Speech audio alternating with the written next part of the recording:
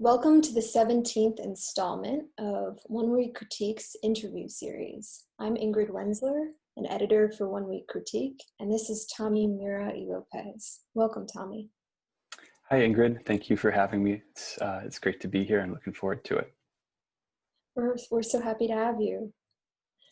Tommy is the author of The Book of Resting Places, published by Counterpoint Press in 2017.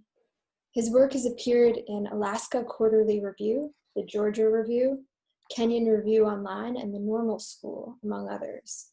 He holds an MFA in Creative Nonfiction from the University of Arizona and was the 2017-2018 Kennan Visiting Writer at UNC Chapel Hill and a 2015 to 2016 Olive B. O'Connor Fellow at Colgate University. He's an editor of Territory, a literary project about maps and other strange objects, and a fiction editor at Diagram. Originally from New York, Mira y Lopez lives and teaches in Cleveland.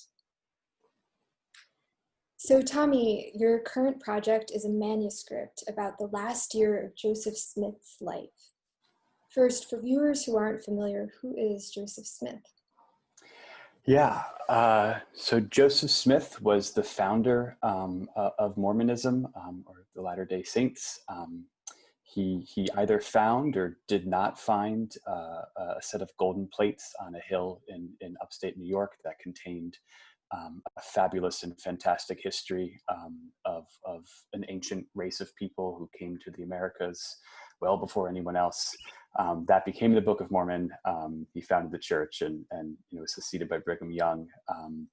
And I mean, that's an overview of him. And he's sort of, I figured there's a lot of kind of mystery and uncertainty sort of surrounding him and his practices and beliefs. Wonderful, Tommy, thank you. You mentioned in the emails we traded leading up to this interview that your manuscript is divided into 3 sections. What can you share about those sections and the whole they form? Yeah, I hope they form a whole.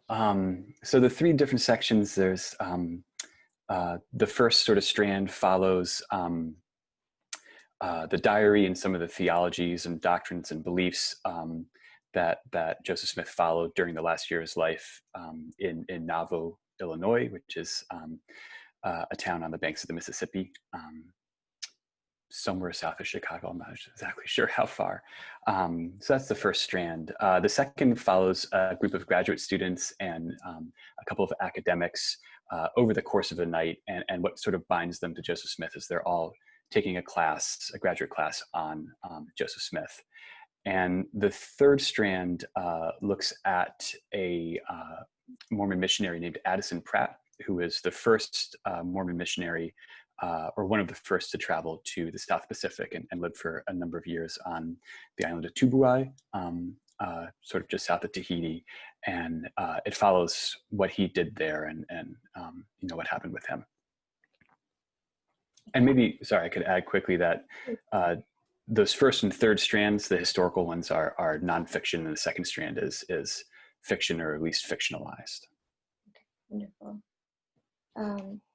So today we'll be looking at 2 excerpts from the Manuscripts Contemporary section, which is the fictionalized strand. One excerpt is an old version, the other is a new version. Would you read us the old version first, Tommy? Okay. In 1843, Joseph Smith lived in Nauvoo, Illinois, along the banks of the Mississippi River. He had moved there 4 years before, alongside his family and faithful, fleeing religious persecution in Missouri. When he arrived, Joseph renamed the city Nauvoo, an anglicization from Hebrew, which meant, loosely, the city beautiful. But that was Joseph. Just because he didn't understand a thing didn't mean he couldn't translate it. Nauvoo was thought of as Joseph's city. He was its mayor and the president of the church.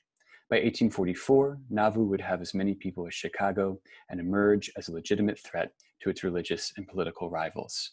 By 1844, Joseph and his brother Hiram would also be dead. For the past 2 years, I found myself reading, transcribing, and annotating Joseph Smith's diary. I focused on the last 16 months of his life, from February 8th, 1843 until June 27th, 1844. The diary is a cobbling together of sources. In the sections I have read and reread, passages sometimes consist of first-person accounts of Smith's days, and other times the minutes of a committee meeting, the editorial of a local newspaper, or the contents of one of Smith's sermons. Joseph's pronouncements are full of revelation, yet shrouded in mystery. Without hyperbole, one might call him one of the best secret keepers in the history of the United States. His biographer, Fawn Brodie, said of Joseph, "Few men have written so much about themselves and said so little." Often, entering his diary feels like entering a maze. You try to make sense of his life, not through interpretation, but sheer repetition. Why I've spent such time with Joseph's diary, I cannot exactly say. I am not a Latter-day Saint, nor do I plan on becoming one. Perhaps I can only say that for the past few years, I found myself in a crisis. I can hardly remember a thing about my past. I sense something bad will happen, but I am not sure what. I have lost, like Joseph, the ability to interpret the self. A body is buried in a casket. The casket lies within a vault. The earth is packed on top. A string wraps around the body's finger and extends up through the coffin, vault, and earth until it reaches a small stand above ground where there is mounted a bell. The string is tied to the clapper of the bell. If the body has been buried alive, the finger wiggles, the string shakes, and the bell rings. The night watchman comes over with his shovel. He begins to dig. That's how I conceive of the self, as the clapper of that bell. I worry if the bell will ever ring, and if it does, who will come over with his shovel, and what he will find. Thank you, Tommy. You read that beautifully. Okay, so let's get into this now. Yeah. One of our other editors, Adam Al-Sergani, says of Joseph Smith's story that it's lunatic and one of his favorite American tales. What attracted you to Smith? What's motivated you to write about the last year of his life in particular? Yeah, it's a great question. I think what initially attracted me to him and to his story is not what ultimately held my interest and sustained me through this project. But what first attracted me to him is, I started reading about him in 2016, I think in more depth, and he comes across, it is this lunatic tale. It's a lot of the ways it's described is as like uniquely American in the sense of it being a tall tale, or you have this person who is possibly a grifter or a con man, yet who's also incredibly charismatic. And that felt obviously, in a lot of parallel with events going on in 2016. And so, yeah, that was how I entered it, reading about that, trying to understand our tendency to be drawn to that as a way of trying to understand the present situation. But what sustained me and what drew me to the year 1843 in particular is that it's where a lot of his more radical, more harmful, and also really kind of, in some ways, hopeful doctrines and beliefs kind of come into play. And particularly in 1843 or around there, he's advocating, mostly in secret, but also in his sermons, the belief that humans can become gods, and that God was once a human, or I should say, he believes God was once a man. And I think, there's something really beautiful to that in some ways, and there's something really possible about that, especially in that moment in time in the 19th century where there's so many sort of utopian transcendentalist projects, that he actually takes that literally. And of course, that belief, though, is built on a lot of rot or a lot of harm.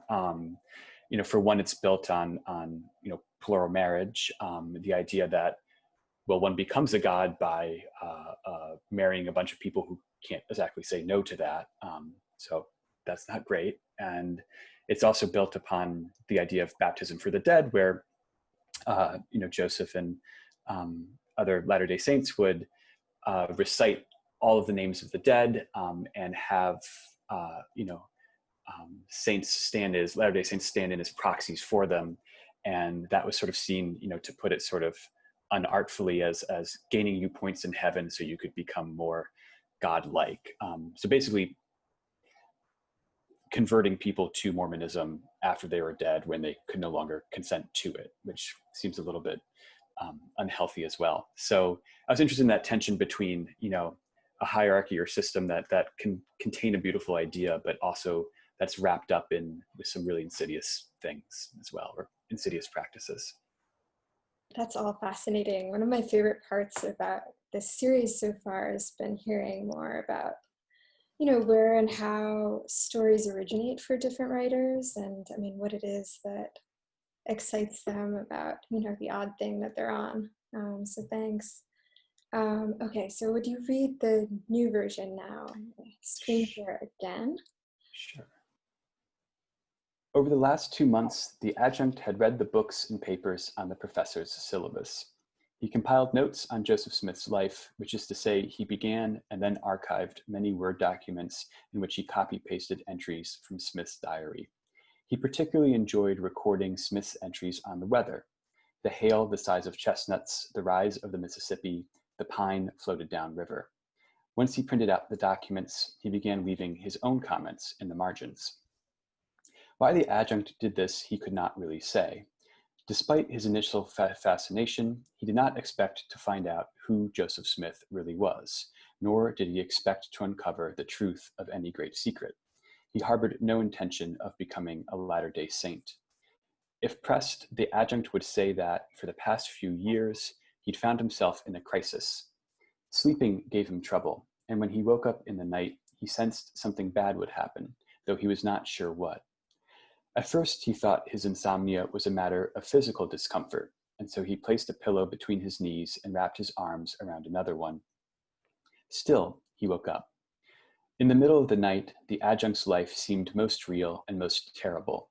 He understood the meaning of an angel's visit, that the price of such a visitation means you see yourself for what you really are. He was tired of himself. He could not keep being himself, but whenever he woke up in the morning, whatever was most terrible again appeared most unreal. Perhaps then, he told himself, he was ready to slip into someone else's life. The tabulation of a stranger's days, of petty squabbles and gossip, the last months of a life. This lulled him, not to sleep, but to the feeling that he could become anything. Wonderful, thank you. So the perspective or point of view of your earlier version, the first piece you read, is first person. In your new version, you switch to third and you introduce this adjunct character. Why that switch? I think for a couple of reasons. Practically so, if that second strand is the fictional strand, in the previous version, I had framed it with an authorial I, a non-fictional I, and I couldn't make that work. And so I partly switched that for that reason. And then, I think I've also come across a trope in nonfiction where it's, when an outsider states their interest in a certain subject matter, they say, I don't know why it happened, but I became obsessed. I couldn't stop reading. I did this and this and this and this, and sort of both establishing himself as not, an insider in it, but somehow still an expert through sheer work or sheer magic of obsession. And I realized I think I was doing that, kind of relying on that trope pretty heavily in the first version, and I didn't want to do that. It felt kind of false in a way. And I think what that also does in nonfiction is you sort of take yourself sort of maybe almost too seriously there too, when you say like, I was this detective, I hunted all this stuff down, and now let me tell you about this. There's a certain authorial bullshit to that, I think. And I kind of wanted this adjunct to be sort of a fool and sort of, in some ways, buffoonish. And if that doesn't come across here, maybe it comes across more clearly in other sections. And so I think translating it to that third person allowed for sort of a little bit, hopefully poking more fun at that idea of becoming obsessed with something and doing the work, right? Sort of all it is just copy pasting into a Word document in some ways. Yeah, actually, that totally comes through. I had a question for you about that, about the importance of sort of putting egg on the face of, you know, either that first person narrator or a character. And I mean, I noticed that you had sort of goofed it up a little bit. And I mean, poked fun at the adjunct's practice of research. And I liked that. I thought it really worked. Oh, thanks. The idea that's appealing in some way is that, you know, a human can become God, and God was once a human. That feels utopian in some ways, but it's also ridiculous, you know, and it's also kind of silly. And so I wanted to end with, you know, this character being intrigued or you know, like enamored by that possibility, but having really knowing absolutely no way of going about pursuing that. So yeah, but thank you. Indeed. So in the first version you shared with us, you stress what Joseph Smith's diary does and also does not disclose, noting that Joseph's pronouncements are full of revelation yet shrouded in mystery. You quote his biographer, Fawn Brodie, as saying, "Few men have written so much about themselves and said so little."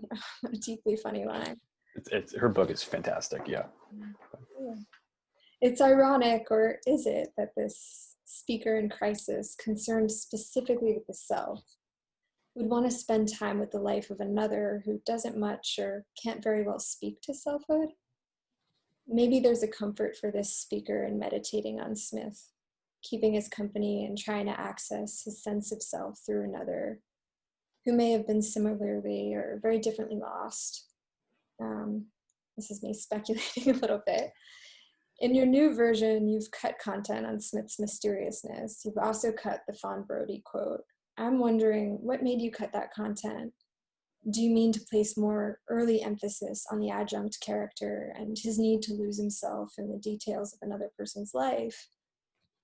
And, you know, consequently, less emphasis on the oddity of choosing Joseph Smith's life in particular to slip into? Yeah, that's a great question.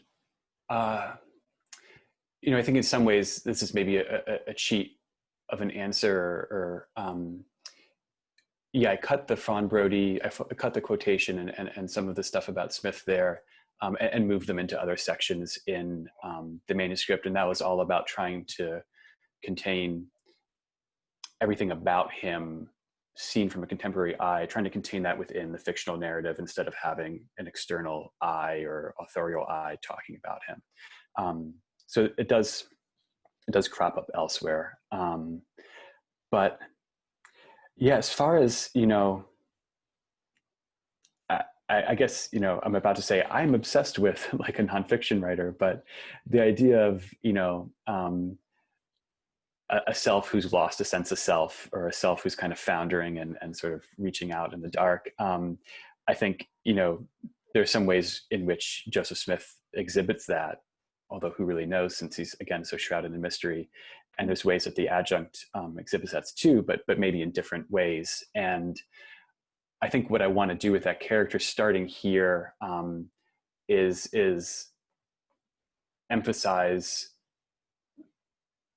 the journey or the investigation into that idea at the end of becoming someone or something else, and removing that a little bit from like the mystique or mystery or aura of this kind of intimidating but also ridiculous historical figure. And I figure, so I think cutting back on some of that in that section forefronts the actual character more, and helps lead to that journey later on, if that answers it, sort of. No, that does answer it. And I mean, actually, it's sort of the answer that I was hoping for as a reader, in that I was so fond of aspects of your first version, but I got really excited about the emphasis you started to place on the adjunct in the second. So I had secretly hoped that you moved it.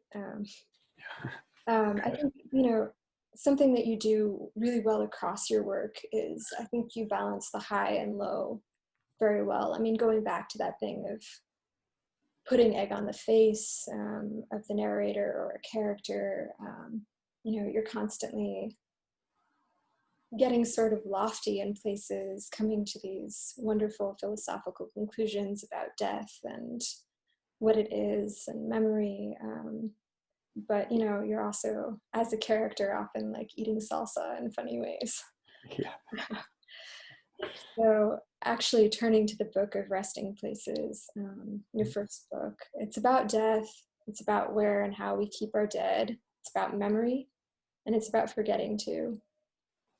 How much we want to forget when we're suffering and how much we want not to forget, to cling to a person we've known and loved, the details of that life.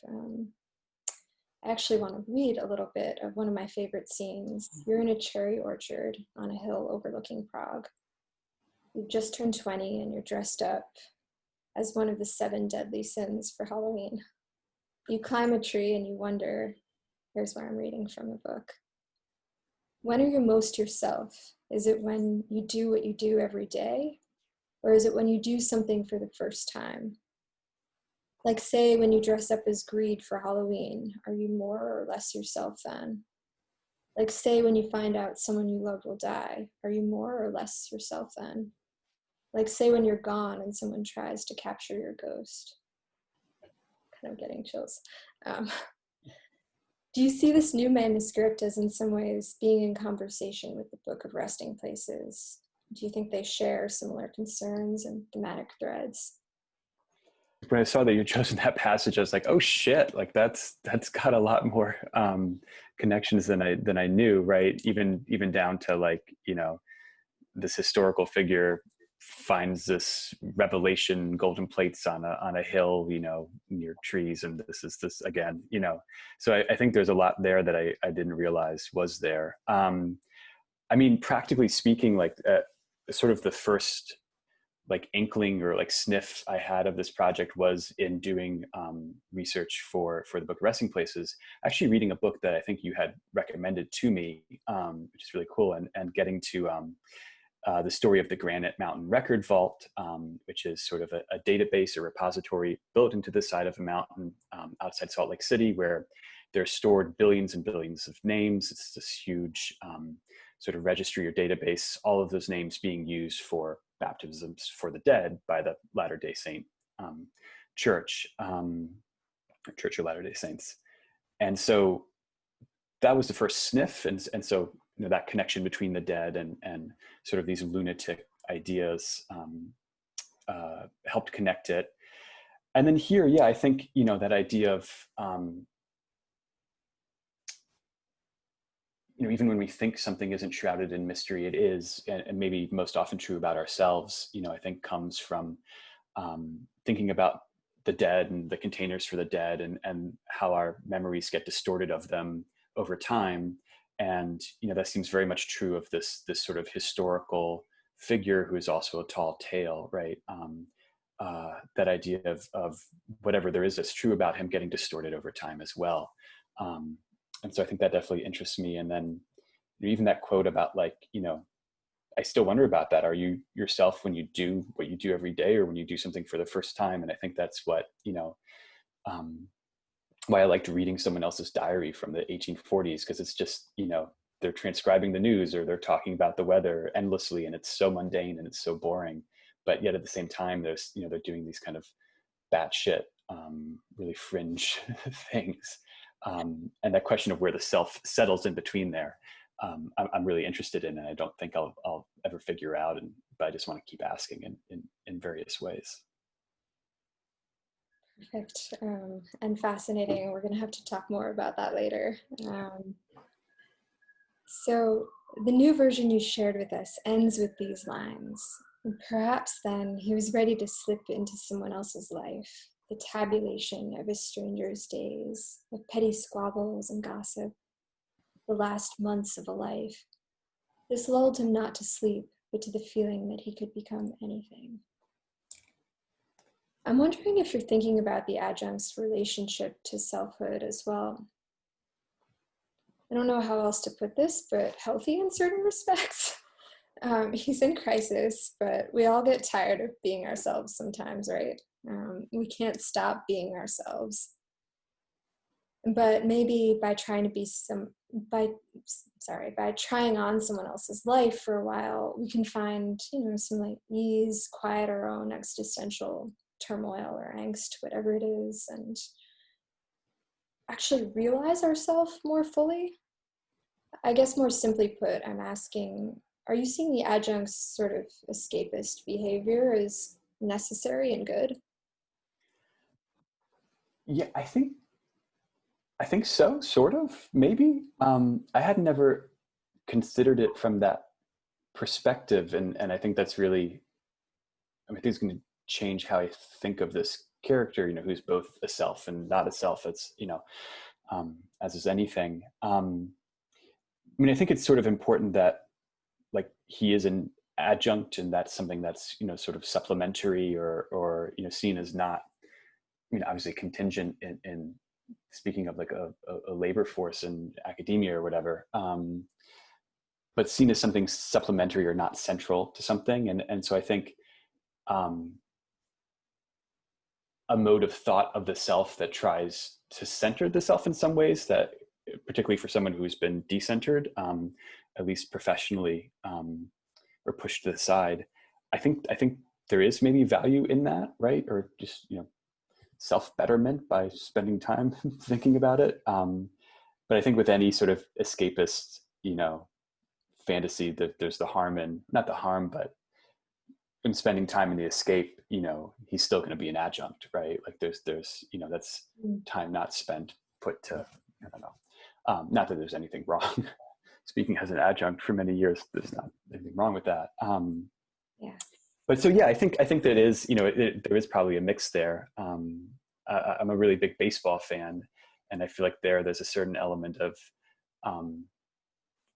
escapism, but also allowing you to see all of these aspects, or I don't want to say truths, but maybe truths about life, and that's, both a waste of time, but also kind of valuable when you can bring it back to your own self and to your own life.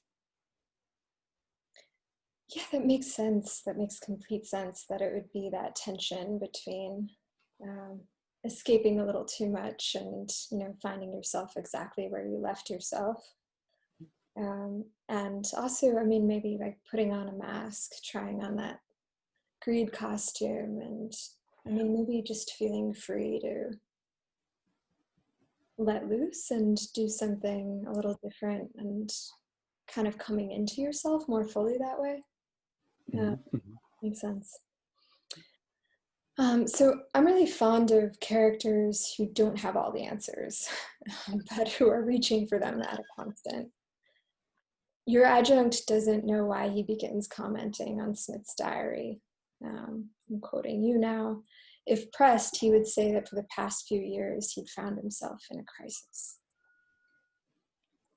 Of course, there are challenges that come with writing characters who don't have all the answers, who don't always understand what they do or why they do it. I'm thinking especially of fiction, which is sort of my wheelhouse.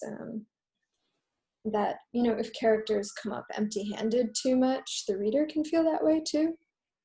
One of our other editor's mentors, Valerie Bogren, once told him, try to write the smartest version of your character. As I understand Valerie's advice, she doesn't mean only write characters with high IQs. She means something closer to give your readers access to characters' richest insights, their deepest thoughts and doubts, whatever that looks like.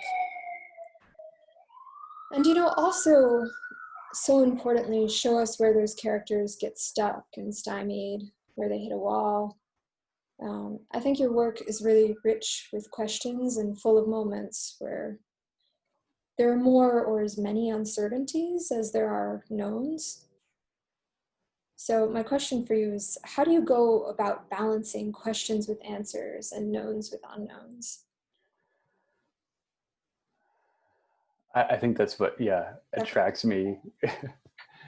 That's what interests me in figures that are full of that, right? Like you're saying, characters that are full of that, and that, that's Joseph Smith.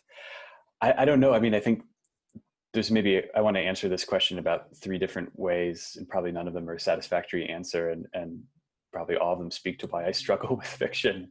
And I think, yeah, it's really hard for me